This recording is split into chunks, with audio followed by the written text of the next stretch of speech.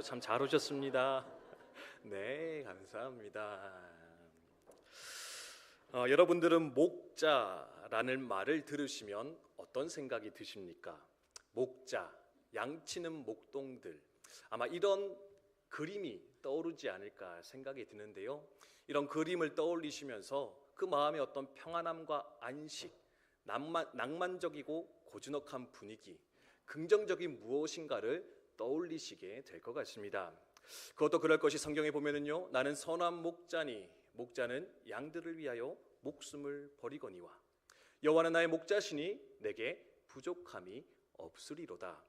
좋으신 하나님을 설명할 때 항상 빠짐없이 등장하는 것이 바로 이 목자의 비유이기 때문에 우리는 흔히 목자 하면은 이렇게 좋은 것들, 긍정적인 것들을 생각하면서 마음의 평안을 찾곤 하는 것 같습니다. 그런데 예수님 시대에 실제로 활동했던 목자들은요, 사실 이렇게 평안하고 낭만적이고 긍정적인 무엇인가를 떠올리는 그런 대상, 그런 사람들은 아니었다라고 합니다. 이들은 계급적으로는 평민에 속했습니다. 근데요, 경제적으로는 사실은 하층민에 속했던 사람, 그래서 사회적으로 수많은 멸시와 천대받으며 살았던 이들이 바로 목자였다, 그렇게 알려지고 있습니다. 이들은 1년 365일 24시간 들판을 떠돌며 살아갈 수밖에 없습니다. 노숙자의 삶을 어쩔 수 없이 살아가지요. 그러니까 가정도 이룰 수 없고요, 인간관계도 맺을 수가 없습니다. 여기저기 척박한 광야를 떠돌며 그렇게 힘들게 살아가던, 남들 밑에서 최소한의 돈만을 받아가며 빌어먹던 살던 사람, 그들이 바로 목자였는데, 이 목자에 대한 사람의 시선, 사람들의 생각이 어떠했는가 보여주는 아주 중요한 대목인데, 그게 뭐냐면 이 목자들은요, 증인으로서의 자격을 갖추지 못하였다, 증언자로서의 자격을 갖추지 못하였다, 그렇게 알려지고 있습니다. 율법에 보면은 2명 이상이 모여서 한 가지 일을 증언하잖아요. 그럼 어떻게 되느냐, 그것은 증거로서의 효과를 발휘했다라고 합니다. 2명이 같은 말 하면 그 말은 진실인 겁니다. 그래서 여러분, 신약 성경에 보면은 예수님이 제자들을 파송할 때 몇 명씩 묶어서 파송하시는지 혹시 아십니까? 그렇죠, 둘씩. 예. 둘씩 묶은 이유가 다 있는 겁니다. 그러니까 기분 좋아라고, 외롭지 말라고 붙인 게 아니고요, 2명 이상이 모여야지만이 그들이 하는 말이 효과가 있기 때문에 예수님은 하나님 나라 복음을 선포하기 위해서 2명 이상을 짝을 지어서 그렇게 세상으로 파송하였다 알려지고 있습니다. 그런데 여기서 중요한 것이 있습니다. 이렇게 모든 사람들이 2 이상 모이면 증언자의 증거의 효과를 발휘하기 시작하는데, 아무리 2 사람 이상이, 수십 명의 사람이 모여도 증인의 효과를, 증거의 효과를 발휘하지 못하던 부류가 있었습니다. 그들이 누구냐? 바로 목자들. 목동들은요, 아무리 많이 모여도 그들의 말은 아무도 믿어주지 않았다라는 겁니다. 왜요? 여기저기 떠돌면서 없는 말을 만들어서 하는 사람들, 그냥 거짓말하기를 즐겨하는 사람, 그들이 바로 목자다라고 사람들은 인식했는데, 이 대목만 봐도요, 목자들이 어떤 존재였을까 우리는 돌아보며 생각할 수 있게 되는 것 같습니다. 그런데 오늘 본문에서 놀라운 사건이 벌어지고 있습니다. 어떤 사건입니까? 목자들 천민이었습니다. 증거자의 효과를 가지지 못합니다. 아무도 그들의 말을 들어주지 않습니다. 그런데 예수님의 성탄의 사건, 구세주로 이 땅에 오신 아기 예수가 태어나는 그 장면을 가장 먼저 듣고 경험했던 이가 있었는데, 그들이 누구였느냐? 바로 양치는 목자들, 양치는 목동들에게 하나님은요, 천사를 통해서 이 성탄의 소식을 말씀해 주셨고, 그들은 그 성탄의 현장에 참여하여 가장 첫 번째 되는 목격자요, 증거자가 되어 세상을 향해 뛰쳐나갔다, 성경은 말씀하고 있는데, 하나님 왜 이런 목자들에게, 왜 이런 목동들에게 이 놀라운 은총을 주셨을까, 이 축복을 주셨을까? 이 시간 함께 묵상하면서 하나님, 목자가 가졌던, 목동들이 가졌던 그 마음, 그 중심을 우리에게도 허락해 주셔서 주의 성탄을 기다리는 우리의 온전한 마음과 생각이 새로워질 수 있도록 주의 역사해 주시옵소서. 함께 기도하며 나아갔으면 좋겠습니다. 왜 목자들이었을까? 목자들이 가졌던 어떤 마음의 태도와 생각이 이 성탄의 복된 소식을 가장 먼저 경험하도록 만들었을까? 첫 번째는 이거인 것 같습니다. 한번 타이틀만 읽어볼까요? 읽습니다. 시작. 목자들은 자신이 맡은 일을 성실하게 행하였습니다. 아멘. 첫 번째 생각하는 것은요, 바로 목자들은 자신의 맡은 것에 대해서 최선을 다했고 충성을 다했는데 그 결과 하나님의 복된 소식을 경험하는 축복을 누리게 되었다. 여러분 기억하셨으면 좋겠습니다. 우리 읽진 않았는데요, 누가복음 2장 8절의 말씀입니다. 함께 읽습니다. 시작. 그 지역의 목자들이 밤에 밖에서 자기 양떼를 지키더니. 아멘. 뭐 할 때 천사들에게 이 성탄의 복된 소식이 목자들에게 들려졌느냐? 그들은 밤에 자기의 양떼를 지키고 있던 그때에 그들은 천사들을 만나 이 좋은 소식을 경험했다. 성경은 이야기하고 있습니다. 여기서 지키다라는 것은요, 현재 분사형이 쓰여지고 있는데 계속해서 행동하고 있는 그것을 표현하는 단어입니다. 지켰다가 만 것이 아니고 지킬 것이 아니라 그 밤이 새도록 막 계속해서 깨어서 양떼를 지키고 있었더니 그때에 하나님의 천사가 그들에게 임하게 되었다. 하나님 말씀하시는 겁니다. 매튜 헨리라고 하는 성경학자가 있거든요. 주석가가 있는데 이 장면을 이렇게 해석하는 것을 볼 수가 있습니다. 한번 같이 읽어볼까요? 읽습니다. 시작. 예수님의 탄생 소식이 당대의 종교 지도자였던 대제사장, 서기관, 장로들이 아닌 목자들에게 전해진 이유는 그들은 깊은 밤 깨어서 자신의 일에 최선을 다했기 때문입니다. 아멘. 제 생각이 아니고요, 유명한 주석가의 설명이 이렇게 등장을 하고 있습니다. 사실 이스라엘의 밤은요, 만만치가 않습니다.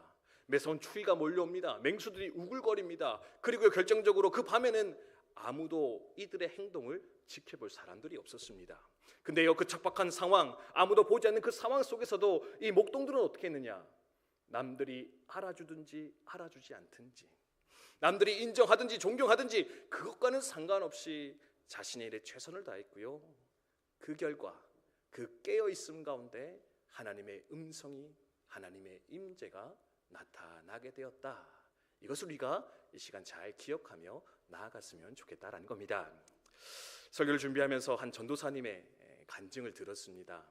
전에 들었는데요, 어느 목사님께서 이런 전도사님의 예화를 드시더라고요.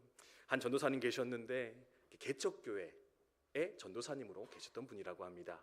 근데 담임 목사님이 일주일간 출장을 가시는 바람에 난생 처음으로 새벽 기도회를 인도해야 되는 이제 그런 상황 가운데 놓이게 되었는데, 사실 이제 어린이만 대상으로 설교하다가 이제 어른 설교를 해야 되니까 이 전도사님이 그 마음에 큰 부담이 찾아오기 시작했다고 합니다.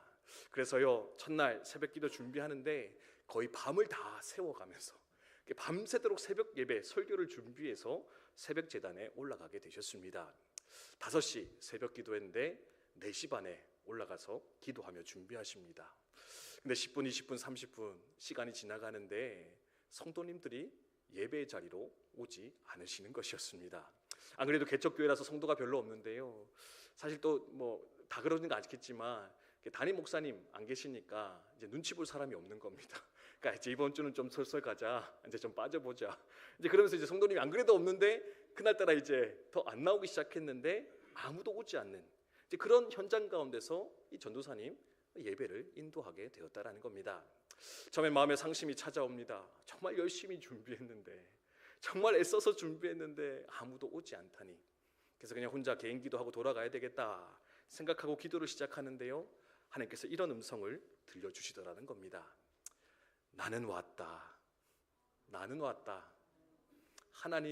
하나님께서 자신은 왔다. 그러니 나를 바라보며 예배하는 자가 되어라. 하나님 감사합니다. 찬양하며 또다시 기도 시작하는데요, 또 한 말씀을 주셨다라고 합니다. 혼자 오지 않았다. 혼자 오지 않았다. 근데 그때 영안이 열렸는데요, 알고 보니까 몇 개 없는 그 책상, 의자 앞에요, 천군 천사가 가득 차서 자신의 예배를, 자신의 설교를 듣기 위해 앉아있는 그것이 보이기 시작하는데, 심지어 2층이 없는 교회였는데 2층까지 가득 차서 천사가 예배하는 그 광경을 이 전도사님 발견하게 되었다라고 합니다. 어떻게 했겠습니까? 준비한 설교를 가지고 목이 터져라 외치기 시작했습니다. 실제로 이 전도사님 나중에 목사님 되셔서 교회를 개척했는데요, 교회를 어떻게 지었느냐? 그 새벽에 보았던 모양대로 그대로 교회를 건축해서 열심히 아름답게 목회를 하게 되었다. 그렇게 알려지고 있다라는 겁니다. 사람이 오지 않아도, 사람이 보지 않아도, 사람이 인정치 않아도 하나님께서는 우리의 인생을 바라보고 계실 것인데, 우리의 중심을 생각하고 계실 것인데, 그래서요, 우리가 이 땅을 살아가는 삶의 방식, 모습 어떠해야 되는가? 하나님 앞에서 늘 고람도의 삶을 살아가면서 내게 주어진 사명, 그 일에, 가정에서, 일터에서, 교회에서 늘 충성하며 살아갈 때, 그런 인생 가운데 하나님의 은혜는, 하나님의 음성은 들려지고 나타나며 이루어지게 될 것인데, 이 사실을 여러분, 우리가 함께 마음에 새기면서 주의 성탄을, 주님의 오심을 잘 기다리며 살아가게 되기를 주님의 이름으로 축복드립니다. 두 번째는 이것인 것 같습니다. 한번 읽어볼게요. 함께 읽습니다. 시작. 아멘. 그렇습니다. 첫 번째는 자신의 최선을 다했던 그들에게 하나님의 음성 들려졌고요. 두 번째는 뭐냐? 그 음성을 믿음으로 받아들였을 때, 믿음으로 아멘하며 내 것으로 수용하였을 때 비로소 그 삶 가운데 하나님의 역사, 축복은 일어나게 되었는데, 이 믿음이 또한 우리 가운데 있어야 되겠다. 함께 기억하시면 좋겠습니다. 우리 읽었던 15절의 말씀 다시 한번 읽습니다. 시작. 천사들이 떠나 하늘로 올라가니 목자가 서로 말하되 이제 베들레헴으로 가서 주께서 우리에게 알리신 바 이 이루어진 일을 보자 하고. 아멘. 천사가 환상 중에 구세주가 나실 것이다, 예수가 탄생할 거다 말씀해 줬습니다. 그랬더니 이 목자들이 어떻게 반응했느냐? 사실은요, 그냥 무시할 수도 있었습니다. 아니, 꿈을 잘못 꿨나? 그쵸? 뭐 잘못된 것 같다. 그러면서 무시하고 그냥 자기의 길을 걸어갈 수도 있었다라는 겁니다. 근데 이 목자들은 어떻게 합니까? 전사의 말을 하나님의 음성으로 받아들였고 믿었습니다. 믿으니까 어떻게 됩니까? 그 베들레헴으로 뛰어가 아기 예수를 영접하기 위해 행동하는 것까지 나아가고 있는데, 우리에게도 이런 믿음이, 하나님의 말씀이 내 것으로 받아들여지는 그 믿음의 고백과 행함이 우리 가운데 있을 때 하나님의 역사는 일어나게 될 것이다. 우리 함께 기억했으면 좋겠다라는 겁니다. 지금도 하나님께서는 우리 가운데 말씀하고 계십니다. 믿으십니까? 네, 지금 설교도 막 하고 있잖아요, 그죠? 물론 이제 부족한 사람이 막 이렇게 아무 때나 하고 있지만, 이것도 하나님의 말씀으로 지금 함께 선포하고 있고, 여러분 함께 이 자리에 참여하고 계십니다. 온 세계 교회가 지금 말씀 앞에 서고 있을 것이고요. 그뿐입니까? 뭐 인터넷, 유튜브 들어가면은요, 오늘 좋은 목사님의 설교들 계속해서 들을 수 있는 게 우리의 삶의 모습입니다. 근데 중요한 게 있습니다. 여러분, 말씀을 듣는 것도 중요합니다. 믿음은 들으면서 나기 때문에. 근데 듣는 것보다 더 중요한 게 있는데, 그게 뭐냐면은 그 말씀을 어떻게 반응할 거냐, 들려진 그 하나님의 말씀 앞에 내가 어떻게 반응할 거냐, 그게 훨씬 더 중요할 것인데, 무엇으로 반응해야 되느냐? 우리는 믿음으로 반응해야 된다. 내게 주신 말씀으로, 하나님께서 말씀하셨으니 그것이 천지 가운데 이루어질 것입니다. 나는 다 이해되진 않지만 하나님의 것이니 내가 이루어질 줄 믿습니다. 고백하며 그 말씀 앞에 나아가고자 하는 우리의 반응, 결단이 중요할 것인데, 이 목자들에게는 그 믿음, 결단이 있었다. 우리 함께 기억하면 좋겠다라는 겁니다. 그래서 예수님도 말씀하지 않으셨습니까? 씨가 뿌려졌는데 하나는 길가에, 하나는 돌밭에, 하나는 가시덤불에, 하나는 좋은 밭에. 근데 어디서 결실했다고 말씀합니까? 좋은 밭에 떨어진 씨는 30배, 60배, 100배로 결실해서 수많은 열매를 맺었는데, 다른 밭에 떨어진 거는 아무 열매도 맺지 못하였더라. 여러분, 씨가 문제입니까? 아니요, 씨는 동일했습니다. 생명이 있는 그 씨앗, 그 말씀은 동일했는데, 문제는 뭐냐? 그 말씀을 받는 사람들의 마음밭이 문제였는데, 그러면 그들의 마음 가운데 무엇이 준비되어졌느냐? 듣고 어떻게 하라고요? 받아야 된다. 듣기만 하면 안 되고요, 받아낼 때, 믿음으로 내 것으로 수용하여 소화시켜낼 때 비로소 우리 가운데 하나님의 말씀의 역사는 나타나기 시작하는데, 이 믿음이 내게 준비되어 있는가? 이 믿음의 반응이 또한 내게 준비되어 있는가? 여러분 한번 좀 기억하시면서 오늘도 예배의 자리로, 말씀의 자리로 들어갈 수 있게 되기를 주님의 이름으로 축복드립니다. 바라고 하는 것은 여러분 아멘으로 받아들이고 순종하여 이 목자들처럼 달려가는 은혜의 역사가 우리 가운데 가득하기를 또한 주님의 이름으로 축복드립니다. 세 번째, 이것을 여러분 기억하면 좋겠는데요, 세 번째 한번 같이 읽도록 하겠습니다. 함께 읽습니다. 시작. 아멘. 그렇습니다. 세 번째는 뭐냐? 목자들은요, 그 믿음의 대상을 향해 우선순위를 두었다. 우선순위를 예수 그리스도께 두었다. 기억하면 좋겠습니다. 읽진 않지만 16절인데요. 같이 읽습니다. 시작. 빨리 가서 마리아와 요셉과 구유에 누인 아기를 찾아서. 아멘. 천사에게 들었습니다. 믿었습니다. 그러니까 어떻게 합니까? 빨리 가서, 주저하지 않고, 사실 양떼를 돌보고 있었잖아요. 그거 잘하고 있었는데요, 그것보다 더 중요한 구세주가 나타나는 그 소식을 들으니까 어떻게 하느냐? 그 주님 만나기 위해서 다 내팽겨치고 다 내려놓고 빨리 가서, 우선적으로 가서 그 주님을 만나 영접했노라 성경은 말하고 있는데, 이 주님을 향한 우선순위를 둘 줄 아는 인생, 주님을 가장 소중한 것으로 모시고 받아들이고자 하는 그 마음의 결단이 또한 하나님께서 기뻐 보셨던 목자들의 아름다움, 그들의 모습이지 않겠는가? 우리 기억했으면 좋겠다라는 겁니다. 사랑하는 국방대학교 성도 여러분, 오늘 예배로 오실 때 여러분 어떤 마음으로 오셨습니까? 쓰다 남은 시간 내어놓기 위해서 혹시 오셨습니까? 아니면 많은 것들을 해야 되지만 모든 것 다 제쳐주고 주님께 가장 좋은 것 드리기 위해서 먼저 주님 앞에 나오셨습니까? 현대인들 보면은요, 그런 것 같습니다. 다 하다가 남은 시간 하나님 앞에 바쳐드립니다. 헌금도요, 넥쓸 거 다 쓰고 이제 조금 안 내기 뭐하니까, 체면이 있으니까 조금 내어놓고 많이 낸 것처럼 의시되며 살아갈 때가 종종 있는 것 같습니다.